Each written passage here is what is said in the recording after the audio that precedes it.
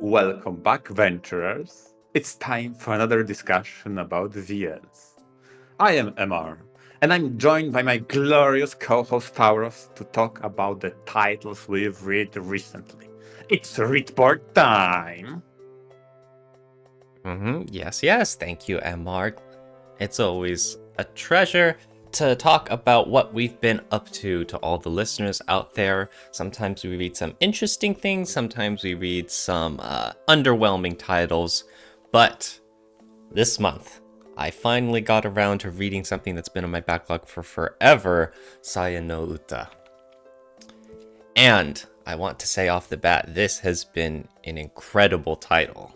It is definitely a visual novel that stayed in my mind for a long while, and I've appreciated so many things it did. But first, Wait a moment. Oh my goodness, does already. Does it mean you broke your curse? Chris, I've been on a bad streak lately, yes, of all sorts of underwhelming titles, and now we have something that is easily 9 out of 10 material for me. Hey. And I use the whole scale. 9 out of 10 is very high. But to anyone who's not aware, the plot of Saya no Uta is that the main character is a college guy living his normal happy life until one day he gets into a terrible car accident. And from then on, his vision, his senses are deeply changed. He sees the world not as the normal, aspects of it, but rather he sees everything as disgusting gore, intestines, blood, a horrific mess. Everything, the walls, the ground, the environment around him, even other people and their speech comes out in garbled, monstrous tones. He is very much living in his own hell on Earth, and to be honest, he's barely staying sane throughout it all. But he suddenly meets a young girl who looks beautiful in this entire crazy hellscape. Her name is Saya, and as he tries to maneuver this new world he finds himself in with Saya, we see one heck of a journey of him, his mind, and all sorts of other strange aspects. On the one hand, Saya no Uta is definitely disgusting. I think that is the one word that best describes this visual novel in many different aspects. Obviously, there's the visuals. I tried to keep it light for whoever's looking on the YouTube background image roll, but yes, you see the world through his perspective in all its disgusting awfulness. But more than that, the themes of Saya no Uta are disgusting. Some of the characters are truly disgusting. The morals involved are disgusting. As disturbing as the visuals are to watch, the content of the plot itself frequently made me feel sick to my stomach, even more so reading it and as we get along there. But what makes this visual novel so good is that it's not simply done for the shock value, like many other movies, TV series, books would have done. A lot of the absurdity in this visual novel contribute to the story. It has themes that it wants to tell, it has messages involved, and it builds itself up to telling those stories and featuring the character growth and the changes involved into something meaningful about life and other characters. I think that a lot of the horror and visual disgust contributed to telling the message that this VN was trying to say.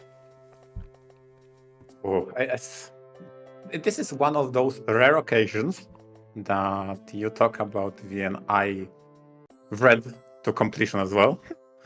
So I can contribute a bit deeper than just on surface level. But I have to say, one thing that stayed with me about Saya no Uta is how it doesn't strike you immediately, but rather creeps on you the idea of the insanity and the horror.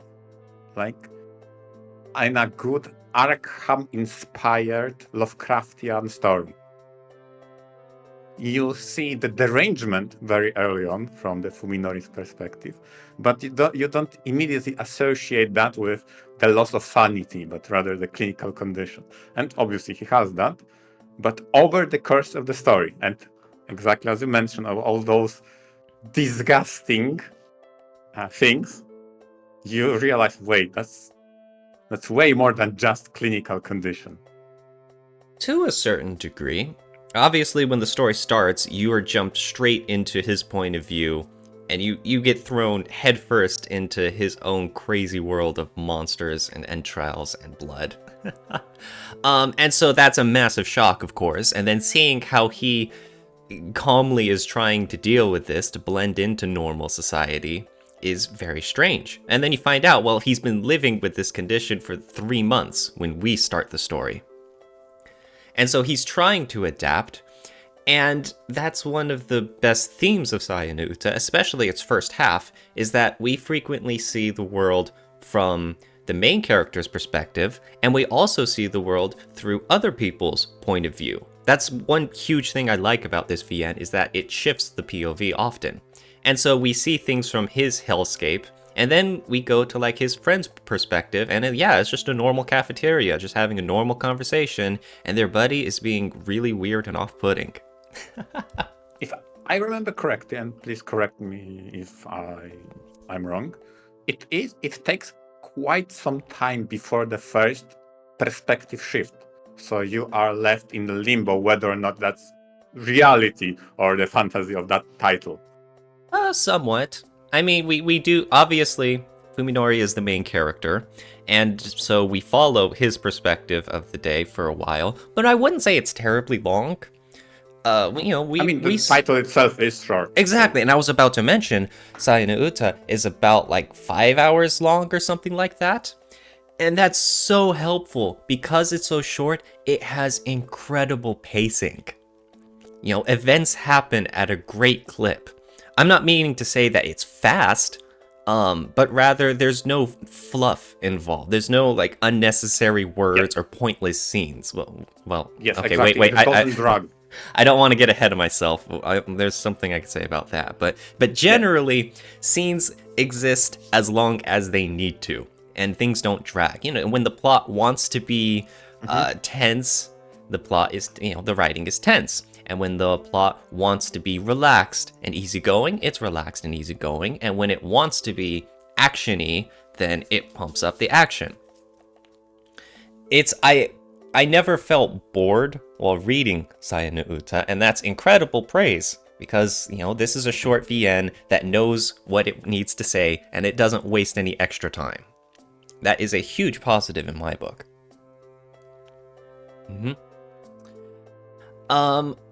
There's another aspect of this pacing I want to mention, which is the H scenes. Normally, I roll my eyes at any H scenes and whatnot. But in Saya no Uta, the H scenes are like 1 minute long. And they actually focus on the characterization. And, plot developments happen during these. And it means something to the greater plot. And we see so much about, the characters, show, don't tell. That age-old writing advice. They are legitimately great contributory scenes to the plot. And I was amazed when the first one happened and it was over that fast, and I was like, oh my goodness, wait, that was great. That was amazing to the plot. Obviously, there is the concern about, it's an H scene, and considering this is Saya no Uta, that's like, well, and that's understandable for anyone who doesn't like it, or for anyone who even takes points away from the VN because of it. But these H scenes were far better than like the vast majority you see in other titles where it's just pornographic and the characters just lose all sense of personality the whole time. And I'm just like, I want to skip through it. But in Saya no Uta, they're much better. On that note, I felt like every scene and event that transpired, like you mentioned on the pacing, went and had a purpose. They didn't overstay their welcome, and how can I say it the best? Not to spoil too much, obviously. They served its purpose meaningfully. Well, as much as I say that, there were a few age scenes that I thought were gratuitous, and it's like, okay, this is stupid. So Sayana Uta is not perfect. There's a few parts of it that I really wish didn't exist in the story because it took away from the story, in my opinion. But anyways, that's a nitpick. For the most part, this was incredible in that regard. I would even say, because I'm fairly certain I know which sense you reference, even that one wasn't overly indulgent. And that was a risk when it came to Sayana Uta. It's like, okay, you have a good paced story, but when the age happens, oh, they'll slow down and overly indulge. But no. They went and did those with intent. And I have to say, I was pleasantly surprised. I also want to mention the whole horror aspect of Sayana Uta, because the screenshots you see in like the promotional material of his terrible meat vision, visually, that's about as bad as the VN gets. You would expect, it would kind of flood you with that sort of thing, because that's what horror visual novels tend to do, but no. Like, as far as the disgust factor goes in, visually, if you're okay seeing the promotional screenshots and all that, that's about the worst it gets. But what makes this VN so good as a horror title is how much it pumps up the tension. There are so many times where you can feel something bad is about to happen because the VN is laying it out so thick at your feet. You're like, oh man, this is bad. It's like the classic horror trope of the one scared woman walking through this very hallway, and there's a big scary monster behind the door, and she slowly steps up to the door and puts her hand on the knob, and the monster is right there. Exactly, it's that sort of tension that you see throughout all of Sayana Uta. We get that sweet dramatic irony where we, the readers, get to know something that the characters don't, and we know very well that these characters are, just like I mentioned, walking to their doom. And this VN really milks those opportunities to lay it in thick. I really like how it relies on the atmosphere to sell the horror instead of more shock value with the visuals. Oh, it is surprising how little cheap shock value, if any at all, can be found in Sayana Uta. They really play on the atmosphere and tension build up, specifically the typical horror of you don't see the monster, but you imagine it creeping up on you, exactly on the example that you mentioned, the character walking down the hallway and something is closing in, slowly but surely. I also want to point out about the art style is that it's very novel.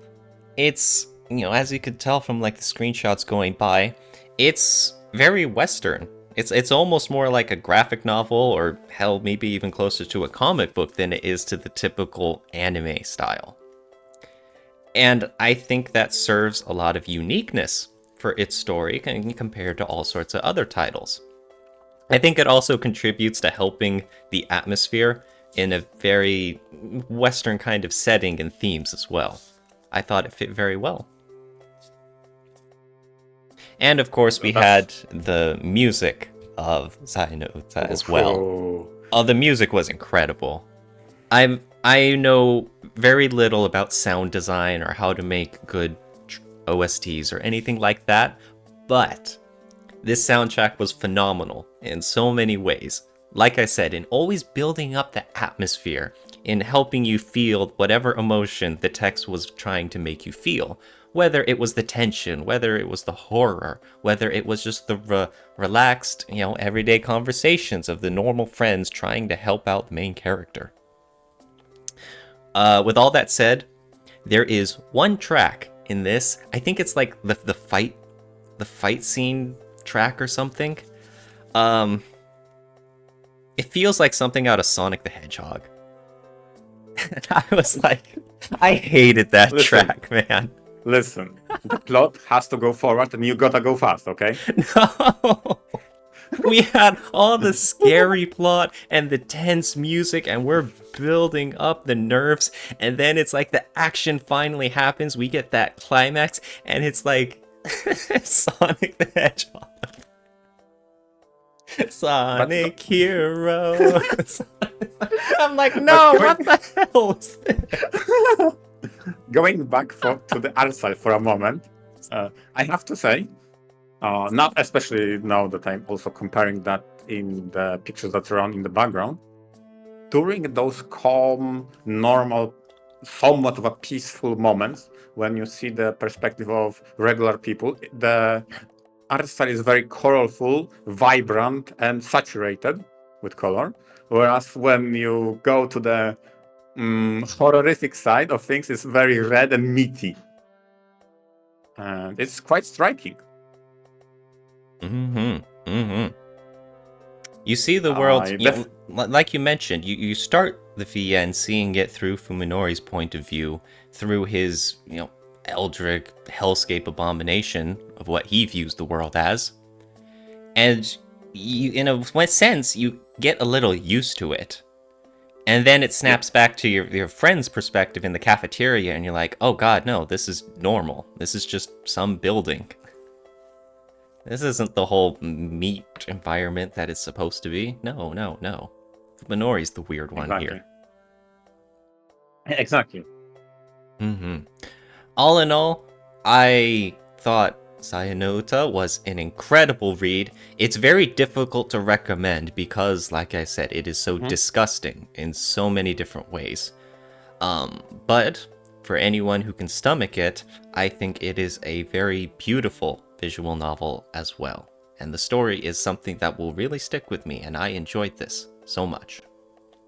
Well, it's a title we've brought many times before on the podcast, and it's interesting to hear your perspective finally.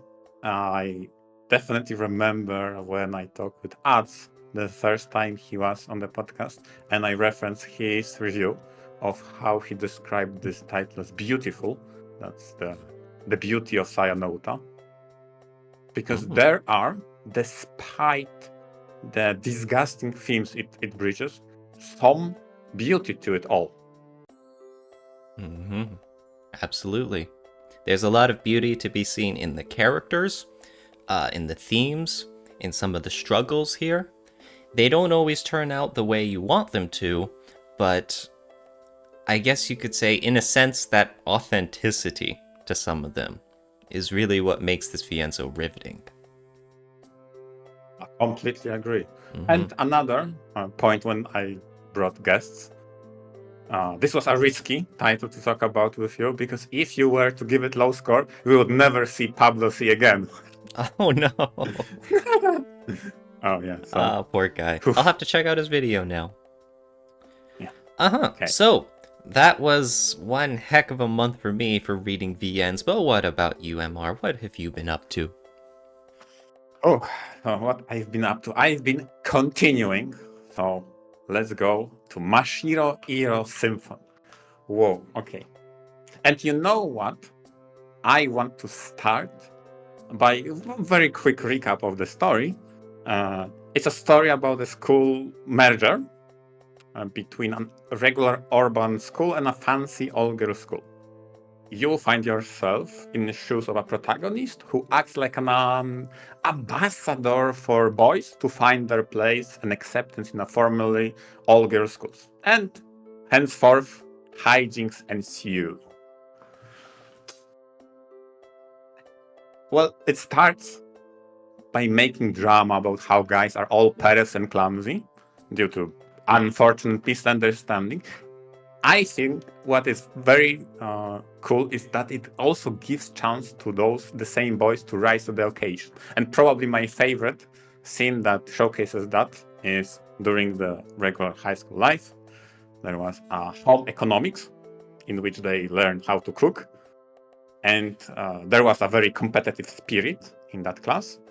As a result, they made too much food. And obviously, school policy, we don't throw food, you have to now eat it. And the boys all looked at each other. Now is the time. Give us food.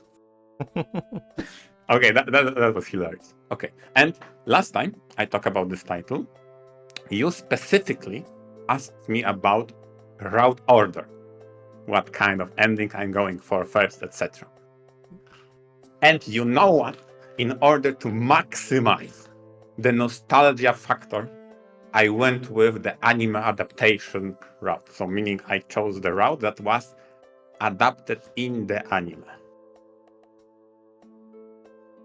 Oh, what a route it is. So I finished that one route, and currently I'm at the beginning of another one. And it is a route about an older classmate, Mio, leader of a school club. It features one plot point that I'll definitely go into details because I feel like it's amazing how it is done. But ultimately, the story progresses in which you try to win over girls in the school, like an acceptance for boys.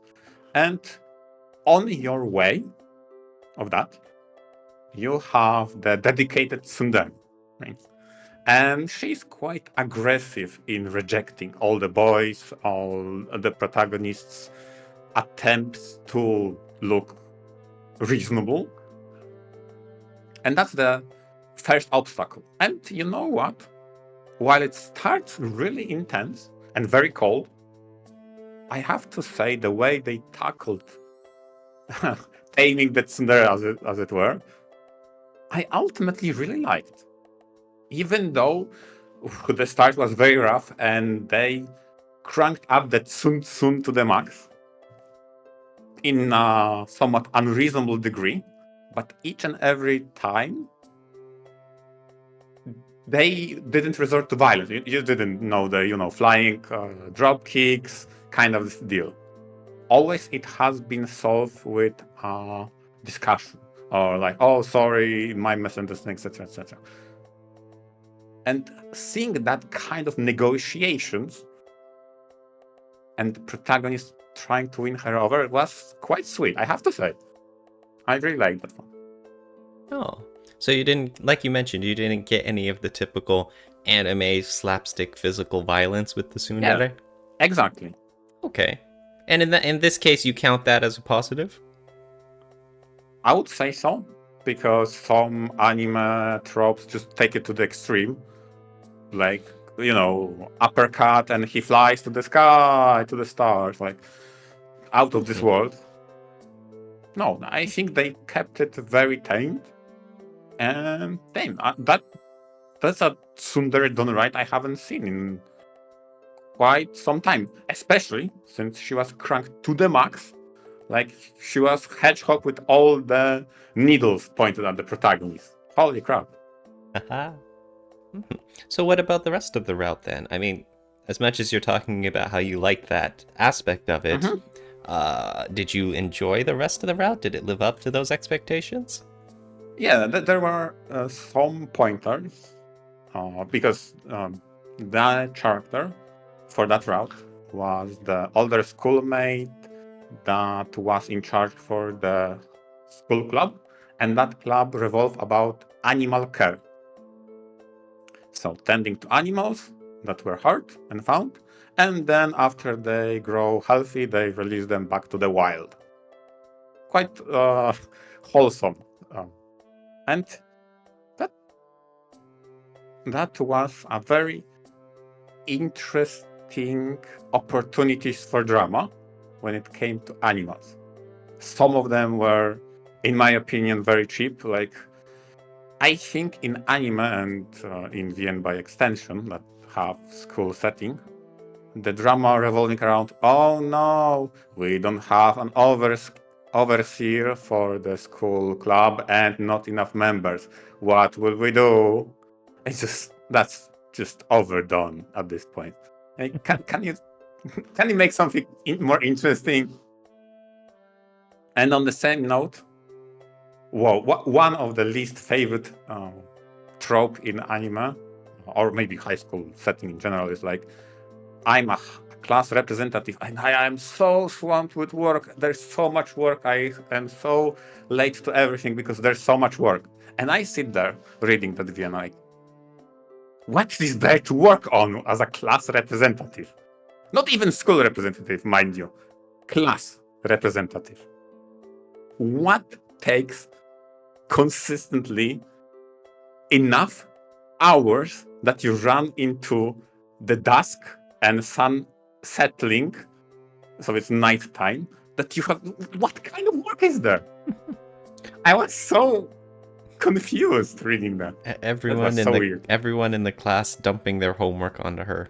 What kind homework? That doesn't make sense. Like, what was that? That was weird. Okay, but enough story. The two main points of this route, and I'm not sure if one of them is exclusive to this route. One, once you finally defeat the tsundere, let's say it like that, and you tamed the main antagonist, let's say, in this route, another character just flips and becomes the tsundere. I felt like that was so weird, okay, man? That was so weird. She was so nice to the protagonist, or at least neutral, okay? All of the sudden, the VN says, oh, she couldn't take it anymore. Now she shows her true colors. Like, you just defeated one tsundere to replace with another. Hey man, some people would consider that an amazing positive. Amazing plot twist, holy crap. Yeah. Although it doesn't help that the first one is called Senna and the other one is called Sana. Oh no. So it's all adds to the confusion. And they're both very important characters? Yes, they are very important characters. Yeah. With Sana being an example of a character that didn't get her own ending, right? But she was so popular, she got a fan disc dedicated to her. Ooh. So, but we are revisiting something I've seen in anime, so I was more or less expecting that kind of development.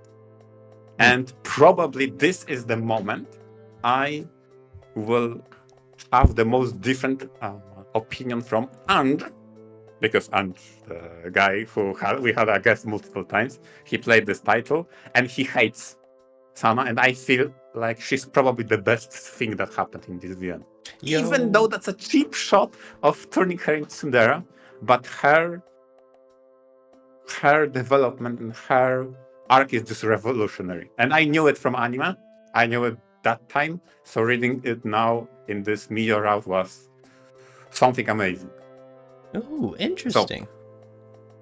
Because you mentioned, so far, because you mentioned you saw the anime first. Yes.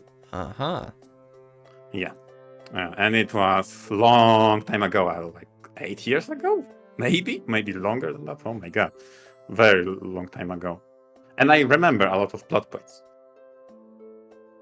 And so far, I described to you all the so much generic setups. You have your school clan, you have your tsunderes, you have your character development in which you tame those aggressive characters. But School Club, focusing on animals, created a very unique opportunity, and this is probably something I loved about the anime back then, as much as I loved reading in the VN now. There comes a point, and this is the one spoiler for the one development arc that I wanted to bring. Probably I won't spoil everything, but I want to bring, because the setup is beautiful. There's a moment they find abandoned kitties, right? So someone abandoned cats at the doorstep for the animal club, thinking that this is a club for a shelter of sorts, which it's not. Aww. So the drama steers, like, I can't really run them into the wild, so we need to find an option. And the opportunity that they created is that in all the animals they take care of, right? They, in order to not be too attached, they refuse to give them names. But since those are domesticated cats, abandoned, right? So they want to give them names. And they are talking about those names. And it just so happens that those cats resonate with some names. So when they were brainstorming, some names give a reaction from the cat. And it just so happens that is the name of the protagonist for the male cat. By the way, there were two abandoned cats, black and white. Black is the male cat, and white is the female cat. So the black cat reacts to the protagonist name Shingo, and the white cat reacts to the name of the heroine for that route, Miyu. And the drama about that is just so fantastically written. And probably the most emotional scene is when the red-haired Tsundere tries desperately for the white cat to react to her own name. That was such a beautifully written scene. Holy fuck. Oh. Because over the time, when the Tsundere defrosted and opened up to the protagonist, she just couldn't stomach the fact how those cats interacted, right? And the fact that they were searching for their place to live, she adopted the black cat. Man, this arc was so phenomenal, so good, so emotional, so revolutionary. Oh. But she was always entangled in the fact that the other cat, was reacting to her best friend's name. In this case, it was the main heroine of the story, and she desperately tried to override that with her own. Man, that was so phenomenal and creative out of that, I'll say. So like you mentioned, this is probably one of your favorite routes here so far? So far, although it doesn't say that much, it's the only one I've read. Yeah, oh, sorry, what I mean is, like, you're thinking this is going to carry you to the end? This one's going to... We'll see. All right. We'll see. Oh, the rest of the VN has a high bar. Yeah, this is the VN that I didn't anticipate having read. Again, seen anime. It's so long ago. I really liked, especially for this arc, seeing that in a VN form was just nostalgic. Funny enough, I immediately started the fan disc because I really want to see how they created the Sana route, the one that adopted the black cat, because I am super curious how they did that. She's not part of the original 4 heroines, so I suppose she was so beloved by fans she got her own fan disc, and in this case, this title being a HD remake with official translation, that is also available. So I'm super curious how her route will look like. Nice. Hopefully the rest follows suit. Hopefully you enjoy this title all the way through. Yeah. Is there a true route to this? I don't look up guides. Haha. So I'm going blind. I don't feel like there is a true route. I would anticipate if there was a true route, that would be the one adapted by the anime. This is what anime often does when adapting VNs into the anime series, right? Mm-hmm. So we'll see. But I was pleasantly surprised how, while the setup was quite generic, the Tsunderes were very hostile at the start and then very convenient out of nowhere. Ultimately, the plot point I was waiting for those two cats in the animal club was just, I knew that's the good stuff, okay? Oh, the good stuff. Nice. Well, hey, best of luck to your future reading in this. Yeah, I'll definitely report on that next time.